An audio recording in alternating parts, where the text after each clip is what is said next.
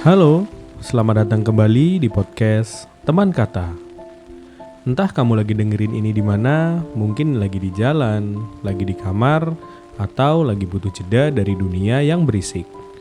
Aku senang kamu di sini karena hari ini kita mau ngobrolin sesuatu yang fundamental.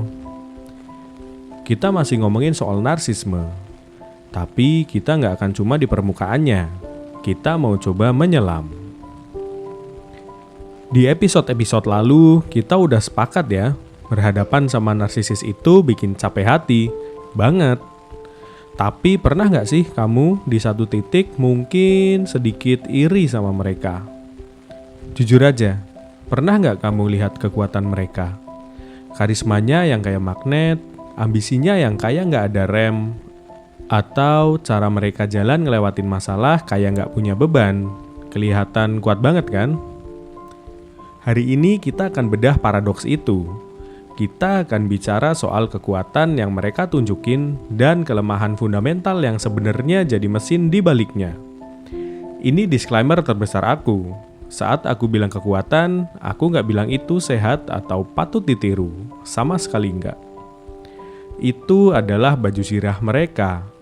Dan kita perlu tahu bedanya antara baju zirah yang berkilau dengan apa yang ada di dalamnya. Inti dari seorang narsisis sejati atau NPD itu bukan cinta diri. Intinya adalah ketiadaan diri. Ada kehampaan, ada lubang hitam di dalam diri mereka. Dan seluruh hidup mereka dihabiskan untuk dua hal. Yang pertama, membangun baju zirah yang paling megah biar nggak ada yang lihat lubang itu. Dan yang kedua, menyedot energi dari semua orang di sekitarnya untuk mengisi lubang yang nggak akan pernah penuh itu.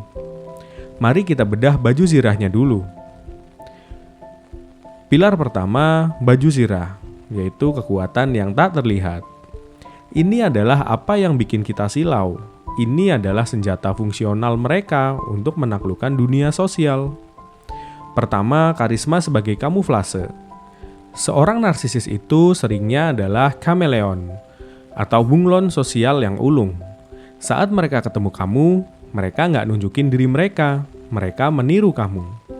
Mereka akan jadi cermin sempurna dari apa yang kamu inginkan. Kamu suka musik A, dia akan bilang itu soundtrack hidupnya. Kamu mimpi B, dia akan bilang kalian ditakdirkan untuk itu. Ini yang namanya adalah love bombing. Ini bukan karisma, ini adalah mimikri predator.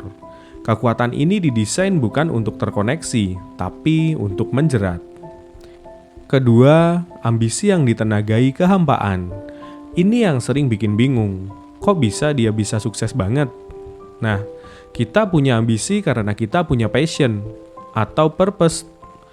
Kita ingin membangun sesuatu. Mereka punya ambisi karena mereka punya luka. Mereka ingin membuktikan sesuatu. Ambisi mereka itu nggak akan ada remnya, karena tujuannya bukan cukup. Tujuannya adalah superior. Mereka harus jadi yang terbaik, terhebat, terkaya, hanya untuk membungkam suara di kepala mereka yang bilang mereka nggak berharga. Ini adalah ambisi yang ditenagai oleh rasa sakit. Ketiga, ketegaran emosional. Tentunya palsu. Mereka bisa bikin keputusan kejam tanpa netesin air mata. Mereka bisa ghosting pasangan bertahun-tahun seolah nggak terjadi apa-apa. Mereka bisa memfitnah sahabat sendiri demi promosi. Kita lihat itu sebagai kekuatan atau mental baja. Itu salah besar. Itu bukan kekuatan. Itu adalah ketiadaan empati. Itu adalah kabel yang putus. Mereka nggak kuat. Mereka cuma mati rasa. Mereka nggak bisa merasakan apa yang manusia normal rasakan. Itu adalah tragedi, bukan kekuatan. Pilar kedua yaitu adalah lubang hitam. Nah, ini adalah kelemahan yang tersembunyi. Sekarang, mari kita buka baju zirah itu. Ini adalah bagian di mana kita harus hati-hati. Ini adalah inti dari semua drama mereka. Pertama, kerapuhan yang mengerikan.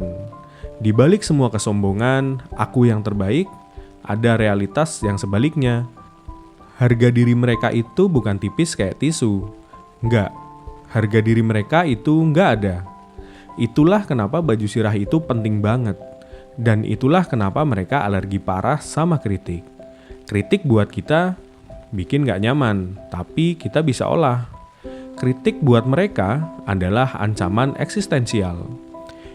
Kamu bukan cuma ngeritik ke hasil kerja mereka, kamu ngasih tahu mereka bahwa baju zirah mereka retak, dan kamu bisa lihat kehampaan di baliknya.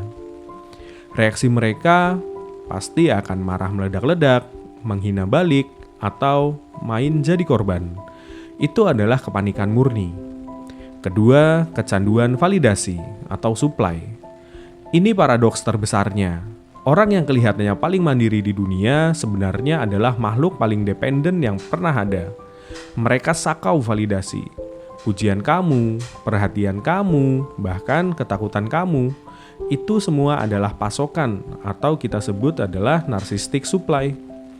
Itu adalah narkotika emosional yang mereka butuhkan tiap detik cuma untuk merasa ada.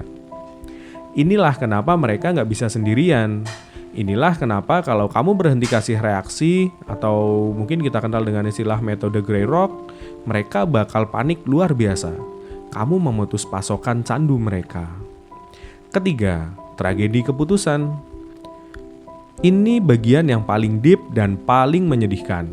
Mereka nggak akan pernah bisa punya koneksi yang tulus. Mereka nggak melihat kamu sebagai kamu. Mereka melihat kamu sebagai alat. Kamu adalah cermin yang fungsinya untuk memantulkan kehebatan mereka. Atau kamu adalah bahan bakar untuk mengisi energi mereka. Mereka nggak bisa mencintai. Mereka cuma bisa memiliki. Mereka nggak bisa terkoneksi. Mereka cuma bisa mengontrol. Ini adalah sebuah kehidupan yang terisolasi secara fundamental, sangat sepi. Jadi, saat kamu lihat kekuatan mereka, karisma, kesuksesan, ketegaran mereka, ingatlah apa yang ada di baliknya. Itu semua cuma baju zirah yang menutupi lubang hitam kehambaan. Kenapa kita harus tahu ini?